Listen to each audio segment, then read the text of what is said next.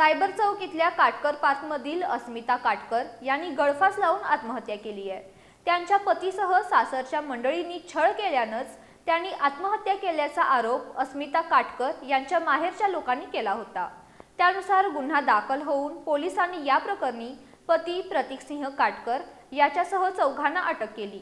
न्यायालयाने या चौघांना 20 जुलैपर्यंत पोलीस कोठडी सुनावली आहे। कोल्हापुरातील सायबर चौक इथल्या काटकर पार्कमध्ये राहणाऱ्या अस्मिता प्रतीकसिंह काटकर यांनी रविवारी गळफास लावून आत्महत्या केली होती।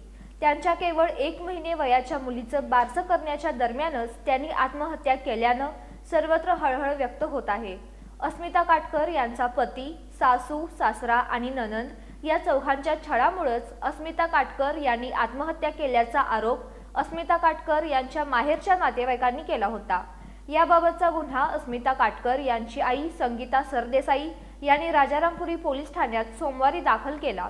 त्यानुसार पोलिसांनी या प्रकरणी अस्मिता काटकर यांचा पती प्रतीकसिंह काटकर, सासू मनीषा काटकर, सासरा वीरेंद्रसिंह काटकर आणि नणंद ऋतुजा काटकर या चौघांना अटक केली आहे। पोलिसांनी आज त्यांना न्यायालयात हजर केलं असता न्यायालयाने त्यांना 20 जुलैपर्यंत पोलीस कोठडी सुनावली आहे। पोलीस निरीक्षक विकास जाधव यांच्या मार्गदर्शनाखाली सहाय्यक पोलीस निरीक्षक अनिता पोवार अधिक तपास करत आहेत।